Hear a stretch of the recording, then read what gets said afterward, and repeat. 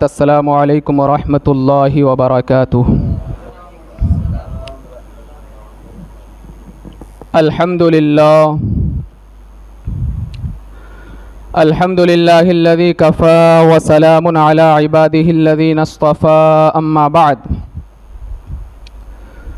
فاعوذ باللہ من الشیطان الرجیم، بسم اللہ الرحمن الرحیم۔ ان اولیاؤہ الا المتقون، صدق اللہ العلی العظیم۔ آئیے ایک مرتبہ ہم اور آپ مل کر آقا نامدار مدینے کے تاجدار،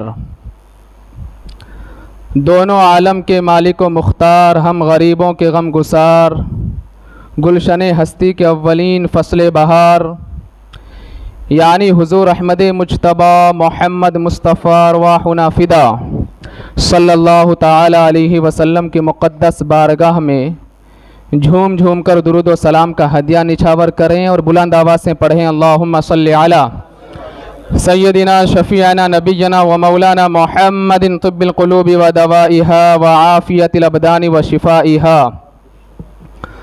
ونور الابصار وضیائها وعلى آلہ وصحبہ دائما ابدا ابدا سرمدا سرمدا صلی اللہ تعالی علیہ وسلم۔ محترم حضرات، ماہ سفر المظفر رواں دواں ہے اور آج 24 سفر المظفر ہے، کل 25 سفر المظفر اعلیٰ حضرت امام احمد رضا خان علیہ الرحمت والرضوان کا 103واں عرس مبارک 25 سفر المظفر کل ہے، پرسوں ہے۔ میں نے مناسب سمجھا کہ آج کی گفتگو اعلیٰ حضرت امام عشق و محبت علیہ الرحمت والرضوان کے حوالے کی جائے۔ سیدنا اعلیٰ حضرت امام عشق و محبت علیہ الرحمت والرضوان کی سیرت کو آپ نے کافی سنا بھی ہے، پڑھا بھی ہے، الگ الگ موضوعات پر آپ خطابات سنتے رہتے ہیں، عشق رسول کے حوالے سے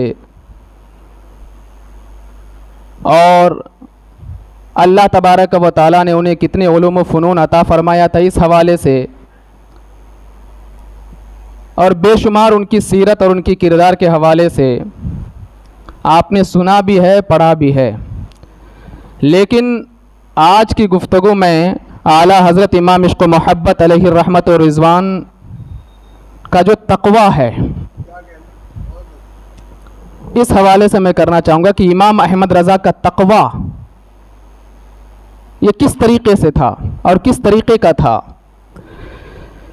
اعلیٰ حضرت امام عشق و محبت علیہ الرحمت والرضوان جہاں بہت بڑے مفتی تھے، بہت بڑے عالم تھے، بہت بڑے فقیہ تھے، بہت بڑے عاشق رسول تھے، وہیں پر سیدنا اعلیٰ حضرت امام عشق و محبت علیہ الرحمت والرضوان ایک بہت بڑے متقی بھی تھے، پرہیزگار اور متقی۔ اور آپ اگر ان کی سیرت کو پڑھیں گے تو آپ کو پتہ چلے گا کہ وہ ایک لمحہ بھی رسول کریم صلی اللہ تعالی علیہ وسلم کی سنت کی خلاف ورزی کرتے ہوئے نظر نہیں آئے۔ ان کی پوری سیرت مبارکہ، چونکہ جمعہ کا دن ہے، وقت کافی کم رہتا ہے، میں اپنے موضوع پر آؤں۔ ایک مرتبہ اعلیٰ حضرت امام عشق و محبت علیہ الرحمت والرضوان اپنے حجرے میں تشریف فرما تھے، کچھ فوجی لوگ آپ کی بارگاہ میں آئے آپ سے ملاقات کرنے کے لیے اور کچھ سوالات پوچھنے کے لیے۔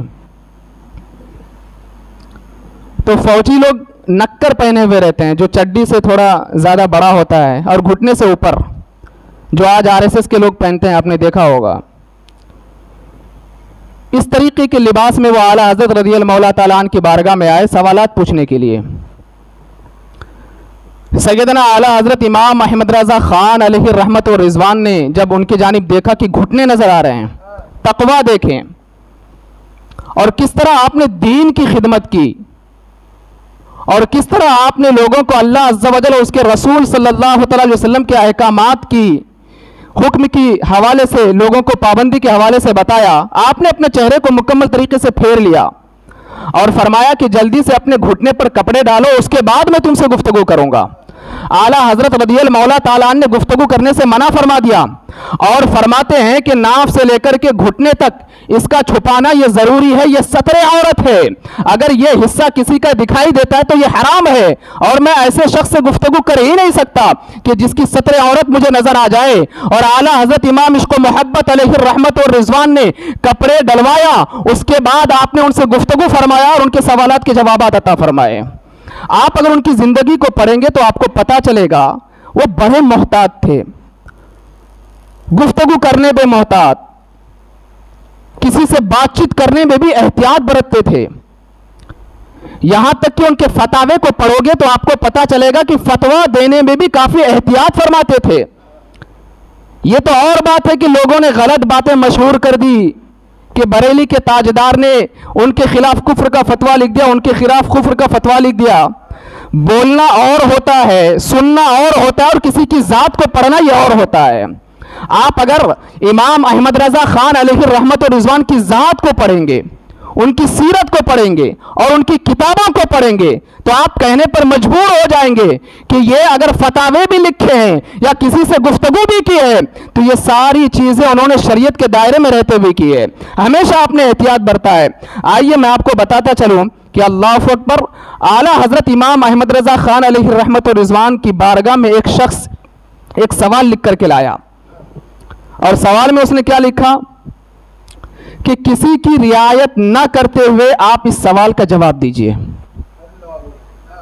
जब आपने उसके सवाल की पर्ची को पढ़ा तो पढ़ करके आप जलाल में आ गए और इमाम अहमद रजा खान अलैहि रहमत और रिजवान फरमाते कि तुमको क्या लगता है कि मैं लोगों को देख करके फतावे लिखता हूं, कि कोई बहुत बड़े मनसब पर फाइज है तो उसको देख करके फतवा मैं नरम कर दूंगा दीन के हवाले से, या कोई गरीब है तो मैं ये करूंगा कि ये गरीब है और उसके हवाले से वो फतवा सादिर कर दूंगा जो कुरान व अहकामात में। ऐसा बिल्कुल नहीं है।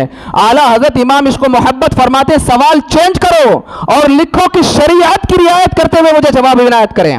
मैं लोगों की रियायत नहीं करता। अगर मेरे पास कोई बहुत बड़ा मनसब वाला आ जाए या कोई बहुत बड़ा वक्त का इंसान भी आ जाए, मैं उसे उसी नजरिए से देखता हूं जिस तरह मैं गरीब आदमी को देखा करता हूं। आप उनकी सीरत को पढ़ें। नानपारा के वाली के शान में कसीदा लिखने के लिए कहा गया। यह नानपारा एक जगह का नाम है। वहां का एक शख्स था, बहुत बड़ा अमीर इंसान था। उसने बड़े बड़े शोरा को बुलाया था कि मेरे शान में कसीदा लिखो। तो किसी ने कहा कि एक बरेली में एक मौलाना साहब हैं, वो बड़े अच्छे अशार लिखते हैं, उनको बुलाओ और उनसे कहो कि मेरे शान में कसीदे लिखो, तुमको तोहफे तारीफ दूंगा। अल्लाह अकबर। जब आला हजरत इमाम अहमद रजा खान अलैहि रहमत और रिजवान को पता चला तो आपने एक शेर लिखा, फरमाते हैं करूं मदहे अहले दुवल रजा, पड़े इस बला में मेरी बला, मैं गदा हूं अपने करीम का, मेरा दीन पारा ना नहीं। यानी शेर का मतलब यह है कि अहमद रजा नान पारा के वाली के शान में कसीदा लिखने के लिए नहीं आया। अहमद रजा अगर नातिया कलाम लिखता है तो मदीने के ताजदार के शान में नातिया कलाम लिखता है, किसी दुनियादार के शान में नहीं लिखता है। आप आला हजरत की सीरत को पढ़ें, आपको पता चलेगा उनका बोलना भी रसूल की सुन्नत के मुताबिक था, उनका चलना भी रसूल की सुन्नत के मुताबिक था, उनका किसी से गुफ्तगू करना भी रसूल की सुन्नत के मुताबिक था। बल्कि उनकी जिंदगी की हर अदा को आप देखेंगे, आप ये कहने पर मजबूर हो जाएंगे कि अगर हिंदुस्तान की सरजमीन पर किसी आशिक रसूल को देखना है तो बरेली के ताजदार को देखो, वह आशिक रसूल के तौर पर हमें हिंदुस्तान की सरजमीन पर नजर आते हैं। यह आला हजरत इमाम इसको मोहब्बत अलैहि रहमत और रिजवान की जात है। आपने कभी दीन का सौदा नहीं किया, आपने कभी रुपया और पैसा की खातिर फतावे नहीं लिखे। बल्कि मैं आपको बताऊं कि एक मर्तबा बदायूं शरीफ से, बदायूं एक इलाका है, वहां से एक आदमी आया आला हजरत की बारगाह में मिठाई लेकर के, तोहफे के तौर पर मिठाई पेश किया आला हजरत रदी अल्लाह तआला अन्हु की बारगाह में। तो आपने फरमाया क्यों आए? नहीं, बस आपको सलाम करने के लिए आया हूं, सलाम करने के लिए। फिर आला हजरत रुक गए, फिर फरमाया कोई बात है? کہا کہ نہیں بس آپ کی خیریت پوچھنے کے لیے آیا تھا. پھر تھوڑی دیر کے بعد اعلیٰ حضرت نے پوچھا کوئی بات تو نہیں ہے؟ کہا کہ نہیں بس آپ کی زیارت کرنے کے لیے آیا تھا. 3 مرتبہ پوچھا.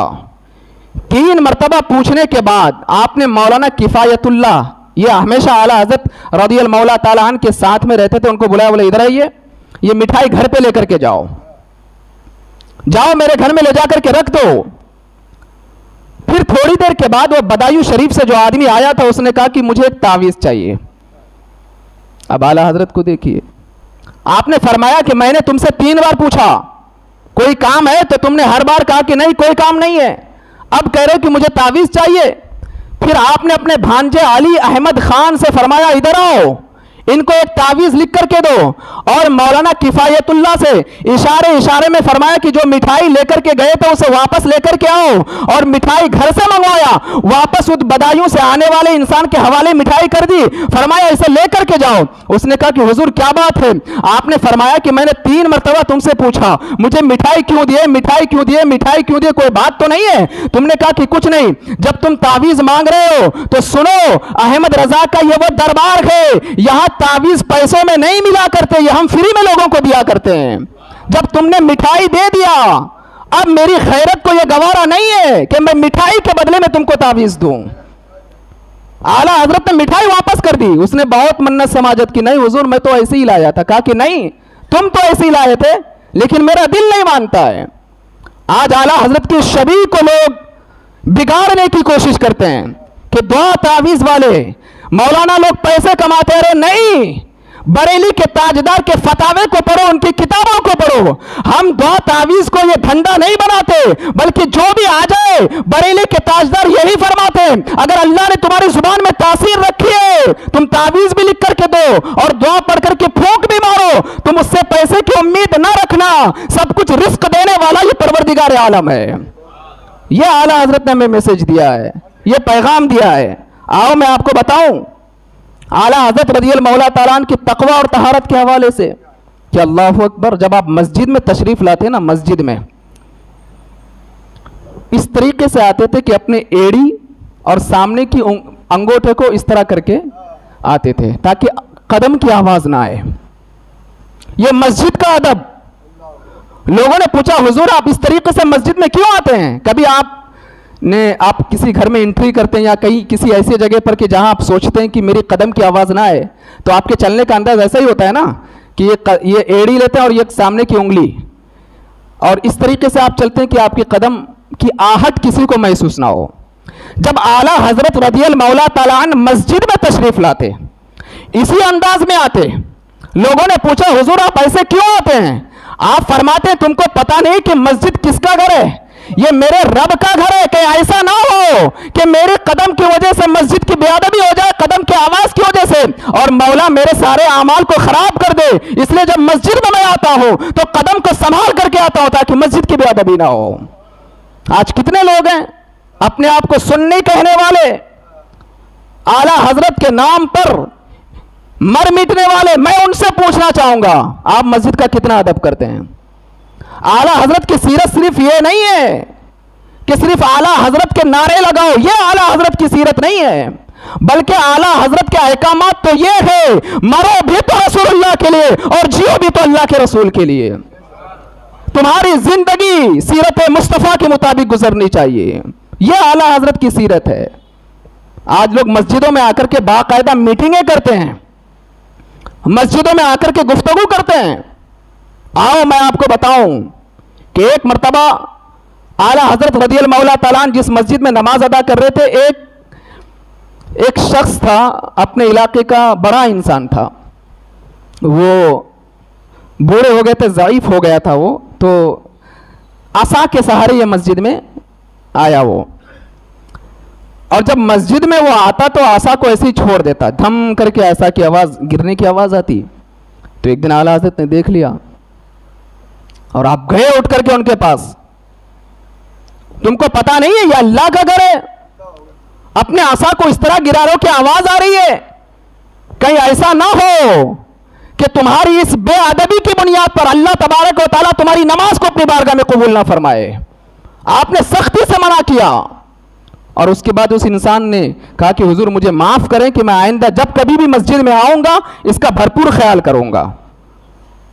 اسی طرح مسجد کے ادب کے حوالے سے آپ دیکھیں، ایک مرتبہ امام احمد رضا خان علیہ الرحمت والرضوان اعتکاف میں بیٹھے ہوئے تھے، موسم بڑا ٹھنڈ کا موسم تھا، سردی کا موسم، اور اعلیٰ حضرت امام احمد رضا خان رضی اللہ تعالیٰ عنہ مسجد میں آئے، اعتکاف میں بیٹھے تو لحاف وغیرہ لے کر کے آئے تھے، موٹی جو چادر ہوتی ہے وہ لے کر کے آئے اور اعتکاف میں بیٹھ گئے۔ آپ کو وضو کی حاجت ہوئی، لیکن اتفاق ایسا تھا کہ اس دن شدت کی بارش ہونے لگی، باہر جانا مشکل تھا، باہر جا کر کے وضو بنا کر کے نہیں آ سکتے تھے کہ باہر وضو بنانے جاؤں گا تو کپڑے بھیگ جائیں گے۔ کافی دیر تک آپ نے انتظار کیا کہ بارش ختم ہو جائے تو میں وضو بناؤں، لیکن بارش رکی نہیں،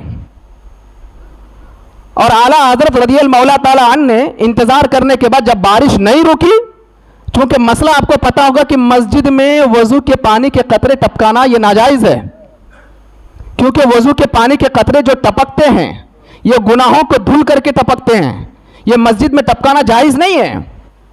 تو اعلیٰ حضرت تو اعتکاف میں بیٹھے تھے، جب کافی دیر آپ نے انتظار کیا بارش بند نہیں ہوئی تو آپ مسجد کے بیرونی والے حصے میں گئے اور آپ نے لوٹے میں پانی لیا، پانی لینے کے بعد وہ لحاف جو آپ اوڑھنے کے لیے آئے تھے، ٹھنڈی کا موسم تھا، ابھی تو کافی فیسلٹیز ہیں، وضو خانے میں باقاعدہ چھت لگے ہوئے ہیں، اچھے اچھے وضو خانے ہیں، بارش ہو یا طوفان آ جائے اب تو وضو بنانے میں کوئی پریشانی نہیں، لیکن پہلے کافی بڑے مسائل ہوتے تھے، اس طرح کی مسجدیں بھی تو نہیں ہوتی تھی۔ تو اعلیٰ حضرت رضی اللہ تعالیٰ عنہ اپنے اس لحاف کو، اس موٹی چادر کو اٹھاتے ہیں، مسجد کے باہر والے صحن میں جاتے ہیں، اور وہاں پر جانے کے بعد آپ اپنے اس لحاف کو بچھا دیتے ہیں، اس پر بیٹھ کر کے لوٹے سے وضو بنا کر کے پانی کے پورے قطرے کو اس لحاف میں ٹپکا دیتے ہیں، اس کے بعد پوری رات ٹھنڈ میں گزار کر کے اعلیٰ حضرت نے نماز ادا کی، لیکن آپ نے گواہ نہیں کیا کہ مسجد میں وضو کے پانی کے قطرے ٹپکے۔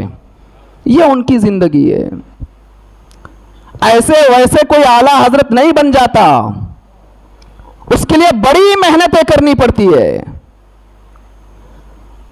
اس کے لیے اللہ کے رسول کے احکامات پر عمل کرنے پڑتے ہیں، سچا عاشق رسول بننا پڑتا ہے، سچا محب رسول بننا پڑتا ہے، اور پوری زندگی یہاں تک کہ کھانے کے معاملے میں بھی اگر آپ دیکھو، اللہ اکبر، میں آج ہی ان کی تقوی اور طہارت کی سیرت کے حوالے سے پڑھ رہا تھا، آقا کائنات علیہ الصلوۃ والسلام کی ایک حدیث مبارکہ ہے، ما عاب رسول اللہ صلی اللہ تعالی علیہ وسلم طعاما قط، کہ رسول کریم صلی اللہ تعالی علیہ وسلم کبھی کھانے میں عیب نہیں نکالتے، یعنی کسی کے وہاں میرے آقا علیہ الصلوۃ والسلام کھانا کھانے کے لیے تشریف لے کر کے جاتے تو کھانے میں عیب نہیں نکالتے، اگر کھانے کا من نہیں کرتا تو اس کو چھوڑ دیتے، لیکن عیب نہیں نکالتے۔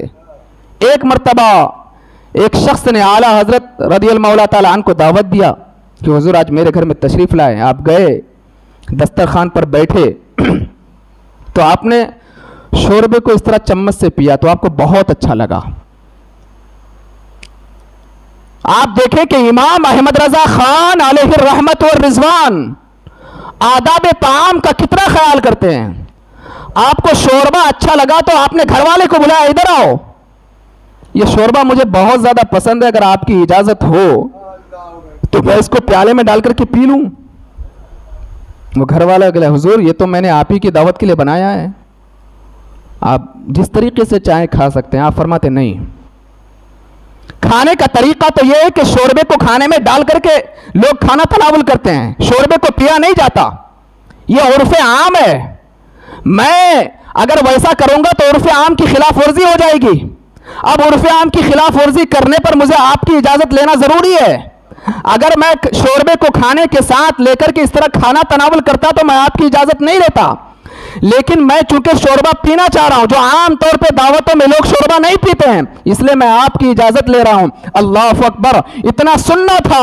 وہ شخص جس نے اعلیٰ حضرت کو دعوت دیا تھا، اس نے کہا اگر رسول اللہ کی سنت پر عمل کرنے والے کسی انسان کو دیکھنا تو بریلی کے تاجدار کو دیکھ لو، جو کھانے کے وقت بھی آداب کا خیال کرتے ہوئے نظر آتے ہیں۔ یا اعلیٰ حضرت امام عشق و محبت علیہ الرحمت و رضوان ہے. اسی طرح آپ ایک مرتبہ بیان کر رہے تھے، لوگوں کو مسائل بتا رہے تھے، دین کی تعلیم دے رہے تھے. ایک شخص بالکل آپ کے پیروں کے قریب بیٹھا ہوا تھا، تو اس نے سوچا کہ موقع اچھا ہے، غنیمت ہے، قدموں کو چوم لیتے ہیں. ایسے موقع جلدی ملتے نہیں، اور اس نے قدم بوسی کرنا شروع کر دیا. اعلیٰ حضرت رضی اللہ تعالیٰ عنہ کو یہ بات ناگوار گزری. آپ کے چہرے کا رنگ بدل گیا. وہ شخص جب دیکھنے لگا کہ حضور آخر وجہ کیا ہے، فرمایا کہ تم نے میرے قدم بوسی تو کر لی، کہیں کل کو جا کر کے میری ایسی عادت نہ بن جائے کہ قدم بوسی کرنے پر مجھے سکون ملنے لگ جائے، اور کوئی میری قدم بوسی نہ کرے تو میں سکون محسوس نہ کروں، میری عادت نہ بن جائے، میں اس کو ناپسند کرتا ہوں، تم صرف میرے ہاتھ کو چوما کرو، اتنا ہی کافی ہے. آپ نے ناپسند فرمایا. آج کتنے ایسے لوگ ہیں نام کے مفتی، بلکہ کچھ مفتی تو ایسے ہم مفت کے مفتی ہیں، کوئی فتویٰ تو پوچھ کر دیکھو، ہر بات بتا دیں گے شریعت کے علاوہ. آپ کو مفت کے مفتی بہت ملیں گے، شریعت کی بات نہیں بتائیں گے، لیکن کہیں گے مفتی. میں سب کو کہنا چاہتا ہوں، اگر اعلیٰ حضرت کی سیرت پر واقعی عمل کرتے ہو اور سیرت اعلیٰ حضرت کو پڑھتے ہو تو پھر مکمل طریقے سے اعلیٰ حضرت کی سیرت کو اپنانے کی کوشش کرو. آج کتنے ایسے ہمارے سنی علماء ہیں جو اپنے ہاتھ کے چومنے کی ویڈیوز بنا کر کے یوٹیوب پر اپلوڈ کرتے ہیں، جو اپنے استقبالیہ پروگرام کے ویڈیو بنا کر کے یوٹیوب پر اپلوڈ کرتے ہیں، جب شادی میں انٹری کر رہے ہیں تو یوٹیوب پر ویڈیو اپلوڈ کی جا رہی ہے. یہ تعلیمات اعلیٰ حضرت نہیں ہے. زیادہ سے زیادہ آپ اگر یوٹیوب پر اپنے ویڈیو اپلوڈ کرنا چاہتے ہیں یا سوشل نیٹ ورک پر یہ سمجھ کر کے کہ دین کی تعلیم عام ہو جائے، تو صرف اپنے بیانات کی ویڈیوز کو اپلوڈ کریں، صرف اپنے پروگرامات کے ویڈیوز کو اپلوڈ کریں. اعلیٰ حضرت رضی اللہ تعالیٰ عنہ ہر وہ بات جو آپ کو اللہ اور اس کے رسول کی خلاف ورزی لگتی، آپ ان ساری باتوں کو منع فرما دیتے. اسی طرح آج میں اعلیٰ حضرت رضی اللہ تعالیٰ عنہ کی تقوی اور طہارت ہی کے حوالے سے تو بتانا چاہوں گا، لیکن چونکہ یہ گفتگو تھوڑی دیر میں کمپلیٹ ہونے والی تو ہے ہی نہیں، تو میں نے سوچا کہ جہاں تک ابھی بیان ہو وہاں تک ہو جائے. اس کے بعد اس گفتگو کو عشاء کے بعد، چونکہ آج ہم جمعہ کے روز جو ہے ہر جمعہ کو ذکر و اذکار بھی کرتے ہیں، محفل بھی کرتے ہیں، تو اسی بہانے اور سے اعلیٰ حضرت بھی منا لیں گے. تو جمعہ کا دن بھی ہے، نماز عشاء کے بعد جب ذکر و اذکار کی محفل سجے گی تو اسی میں یہاں سے جہاں سے میں گفتگو چھوڑوں گا اسی کو انشاءاللہ ذکر و اذکار والی مجلس میں کمپلیٹ کروں گا. تو میں اعلیٰ حضرت رضی اللہ تعالیٰ عنہ کے عشق رسول کے حوالے سے کچھ باتیں آپ کو بتاؤں کہ وہ کتنے بڑے عاشق رسول تھے، کتنے بڑے محب رسول تھے. آج بہت سارے لوگ ان کے اشعار کو دیکھ کر کے کہتے ہیں یہ کیا ہے. میں کہتا ہوں کہ ان کے ہر شعر سے عشق رسول کی بو ٹپکتی ہے. آپ مصطفیٰ جان رحمت پہ لاکھوں سلام، شمع بزم ہدایت پہ لاکھوں سلام. یہ سلام آج پوری دنیا میں مشہور ہے اور ہر کوئی اس کو پڑھتا ہے، لیکن اللہ اکبر، اعلیٰ حضرت نے ایسا سلام لکھا کہ اللہ اکبر، انہوں نے نبی کریم صلی اللہ تعالیٰ علیہ وسلم کے ہر عضو پر سلام بھیجا ہے. جب ماتھے پر سلام بھیجا تو فرماتے ہیں جس کے ماتھے شفاعت کا صحرا رہا اس جبین سعادت پہ لاکھوں سلام. نگاہوں کے حوالے سے فرماتے ہیں جس طرف اٹھ گئی دم میں دم آ گیا اس نگاہ عنایت پہ لاکھوں سلام. کان پر سلام بھیجتے ہوئے فرماتے ہیں ہم یہاں سے پکارے وہاں وہ سنے مصطفیٰ کی سماعت پہ لاکھوں سلام. اور جب لبوں پر سلام بیچتے ہیں تو فرماتے ہیں پتلی پتلی گلیں قدسی کی پتیاں ان لبوں کی نزاکت پہ لاکھوں سلام. اب جب زبان پر سلام بیچتے تو فرماتے ہیں وہ زبان جس کو سب کن کی کنجی کہے اس کی نافذ حکومت پہ لاکھوں سلام. اور جب تبسم پر سلام بیچتے ہیں مصطفیٰ جان رحمت کی مسکراہٹ پر سلام بیچتے ہیں تو فرماتے ہیں جس کی تسکی سے روتے ہوئے ہنس پڑے اس تبسم کی عادت پہ لاکھوں سلام. ہاتھوں پر سلام بیچتے ہیں تو فرماتے ہیں ہاتھ جس طرف اٹھا غنی کر دیا موجے بحر سخاوت پہ لاکھوں سلام. اور شکم ناز پر سلام بیچتے ہیں تو فرماتے ہیں کل جہاں ملک اور جو کی روٹی غذا اس شکم کی قناعت پہ لاکھوں سلام، اور قدم ناس پر سلام بیچتے ہیں تو فرماتے ہیں کھائی قرآن خاک گزر کی قسم، اس کفے پاک کی حرمت پہ لاکھوں سلام، اور دل پر سلام بیچتے ہیں تو فرماتے ہیں دل سمجھ سے ورا ہے مگر یوں کہوں، دل سمجھ سے ورا ہے مگر یوں کہوں، غنچۂ راز وحدت پہ لاکھوں سلام۔ آپ اگر ان کے اس سلام کے اشعار کو پڑھیں گے تو اعلیٰ حضرت امام عشق و محبت علیہ الرحمت والرضوان نے نبی کریم صلی اللہ علیہ وسلم کے ہر عضو پر سلام بھیجا ہے۔ انشاءاللہ اس حوالے سے اور بھی گفتگو ہوگی نماز عشاء کے بعد۔ تو میں تقوی اور طہارت کے حوالے سے گفتگو کر رہا تھا کہ اعلیٰ حضرت کا تقوی، ان کی پرہیزگاری، 25 سفر المظفر یوم وصال، لیکن اس سے پہلے کافی بیمار تھے۔ حالت تو یہ تھی کہ آپ مسجد تک چل کر کے نہیں جا پاتے تھے، لیکن اس کے باوجود نماز جماعت کے ساتھ ادا کرنا آپ اپنے لیے لازم اور ضروری سمجھتے تھے۔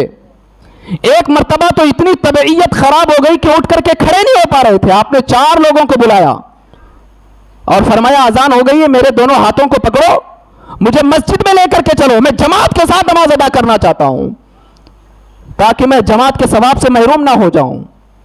یہ ان کا اہتمام نماز ہے، یہ جماعت کے ساتھ نماز کی ادائیگی ہے۔ میں سارے لوگوں کو یہ پیغام دینا چاہتا ہوں کہ اعلیٰ حضرت کا عرس منانے کا یہ مطلب نہیں ہے کہ صرف نیاز فاتحہ خوانی، عشق محبت اعلیٰ حضرت نہیں، اس کی تعلیم دینے کے لیے اعلیٰ حضرت نہیں آئے تھے۔ اعلیٰ حضرت کا عرس منانا ہے تو یہ سوچ کر کے مناؤ، جس طرح وہ نمازوں کی پابندی کرتے تھے ہم بھی نمازوں کی پابندی کریں گے۔ اعلیٰ حضرت کا عرس منانا ہے تو یہ سوچ کر کے مناؤ، جس طرح وہ جماعت کی پابندی کرتے تھے ہم بھی جماعت کی پابندی کریں گے۔ اعلیٰ حضرت کا عرس منانا ہے۔ میں 103واں عرس مبارک کے موقع پر آپ کو یہ پیغام دینا چاہتا ہوں، اگر اعلیٰ حضرت کا عرس منانا ہے یہ سوچ کر کے مناؤ، جس طرح وہ رسول کریم صلی اللہ علیہ وسلم کے احکامات پر عمل کرتے تھے ہم بھی اللہ کے رسول کے احکامات پر عمل کریں گے۔ میں پڑھ رہا تھا ان کی تقوی اور طہارت کے حوالے سے اور جماعت کے ساتھ نماز کی ادائیگی کے حوالے سے۔ ایک مرتبہ اپنے گھر میں تھے اور کوئی موجود نہیں تھا تو اعلیٰ حضرت رضی اللہ تعالیٰ عنہ نے دیکھا کہ کوئی ہے نہیں، عورتیں ہیں، مرد حضرات ہے نہیں، اور جماعت کا ٹائم ہو گیا اور آپ اٹھ کر کے کھڑے نہیں ہو پا رہے تھے۔ اللہ اکبر، کسی بھی طرح آپ نے طاقت لگائی، گھسیٹ کر آپ گھسیٹتے ہوئے مسجد میں گئے اور جماعت کے ساتھ آپ نے نماز ادا کی۔ یہ اعلیٰ حضرت ہے، یہ ان کی زندگی ہے، یہ ان کی سیرت ہے، یہ نمازوں کے حوالے سے ان کی پابندی ہے، یہ جماعت کے ساتھ نماز ادا کرنے کا اہتمام ہے۔ آج یہ جاہل لوگ ہیں جو اہل سنت و جماعت کو بدنام کرتے ہیں، ورنہ حقیقت میں آپ بریلی کے تاجدار کی کتابوں کو پڑھو گے تو آپ کو پتا چلے گا کہ اہل سنت و جماعت ہے کیا۔ مزارات پر سجدہ کرنا یہ اہل سنت و جماعت نہیں ہے، یہ تو کفر ہے۔ یا اعلیٰ حضرت کے فتاوے میں جا کر کے پڑھو، بریلی کے تاجدار فرماتے ہیں کہ جب کسی صاحب مزار کے بارگاہ میں جاؤ اور فاتحہ خوانی کرو یا ان کی بارگاہ میں جا کر کے دعا کرو یا حاضری دو، 4 قدم دور رہ کر کے دعا کرنا۔ یہ ہم نے تو یہ تعلیم نہیں سکھائی کسی کو کہ جا کر کے چادر کو چومنے لگ جاؤ، سجدے میں گر جاؤ، یہ تعلیمات کے خلاف ہے، یہ جاہلوں کا طریقہ ہے، یہ عالموں کا طریقہ نہیں ہے، یہ اعلیٰ حضرت کا پیغام نہیں ہے۔ آج بہت سارے ہمارے بھائی متنفر ہو گئے ان لوگوں کو دیکھ کر کے، بولے یہ بتوں کی طرح سجدہ کر رہے ہیں۔ وہ جاہلوں کو جا کر کے بولو، علماء سے ملاقات کرو تو پتا چلے گا کہ وہ تم کو بتائیں گے کہ سنی ہوتا کون ہے، وہ تمہیں بتائیں گے کہ اہل سنت و جماعت کیا ہے۔ اعلیٰ حضرت رضی اللہ تعالیٰ نے بہت احتیاط کیا ہے۔ بہت سارے لوگ یہ بات بھی عام کرتے ہیں کہ جس کے بارے میں سنا کفر کا فتویٰ لگا دیا، کفر کا فتویٰ لے گا، بالکل نہیں۔ آپ جب آپ سے کوئی سوال پوچھتا تو آپ بار بار تحقیق کرتے، اور تحقیق کرنے کے بعد صرف اسی شخص کے حوالے سے گفتگو کرتے جس نے غلطی کی، اس کی پوری قوم کے حوالے سے گفتگو نہیں کرتے، پوری قوم کو پر کفر کا فتویٰ نہیں لگاتے۔ اگر کسی نے رسول اللہ کے شان میں گستاخی کی تو جس نے کی اسی کے حوالے سے اعلیٰ حضرت نے کلام کیا، پوری قوم کے حوالے سے نہیں کیا ہے۔ جس نے اللہ کے رسول کے شان میں بے ادبی کی تو جس نے کی اس کے حوالے سے اعلیٰ حضرت نے گفتگو کی ہے. ہمارے بہت سارے بھائی سمجھتے ہیں ہم کو کہا گیا، آپ کو کیوں کہا جائے گا؟ آپ اس دائرے میں کیوں اپنے آپ کو مانتے ہیں؟ اعلیٰ حضرت نے ان کے حوالے سے گفتگو کی جنہوں نے مصطفیٰ کی شان میں گستاخیاں کی، ان کے حوالے سے فتاوے لکھے جنہوں نے نبی کی شان میں بے ادبی کی. دیگر حضرات اس فتاوے کے زد میں نہیں آتے ہیں. آپ کو اگر اعلیٰ حضرت کو سمجھنا ہے تو سنی سنائی باتوں پر یقین نہ کرو. 1200 کتابیں لکھ کر کے گئے، ان کی کتابوں کو پڑھو، تمہیں بریلی کے تاجدار سمجھ میں آ جائیں گے. ان کی شخصیت تو ایسی ہے، مناظر تو، مصنف تو، زمانے کا غزالی تو، بجھی ہے تشنگی جس سے وہی سیل رواں تو ہے. وہ مصنف بھی ہے، وہ بہت بڑے محدث بھی ہے، وہ بہت بڑے مفتی بھی ہے، وہ بہت بڑے عالم دین بھی ہے، وہ بہت بڑے ادیب بھی ہیں، بہت بڑے خطیب بھی ہیں. اور ایک بات آگے بڑھ کر کے میں بتا دوں، اپنے وقت کے سب سے بڑے عاشق رسول کا نام امام احمد رضا ہے. لیکن ضرورت ہے ان کی سیرت کو پڑھنے کی. لوگوں کی سنی سنائی باتوں پر نہ جائیں. خاص کر کے میرے ان نوجوان بھائیوں سے میں کہنا چاہوں گا جو اعلیٰ حضرت رضی اللہ تعالیٰ عنہ کے حوالے سے بدگمانی کے شکار ہیں. آئیے میرے پاس، میں آپ کو بتاؤں گا کہ اعلیٰ حضرت کون ہے، ان کی سیرت کیا ہے، ان کی شخصیت کیا ہے. الگ الگ طریقے کی باتیں سن کر کے ہمارے بہت سارے بھائی بہک جاتے ہیں. اعلیٰ حضرت ایسے ویسے شخص نہیں تھے،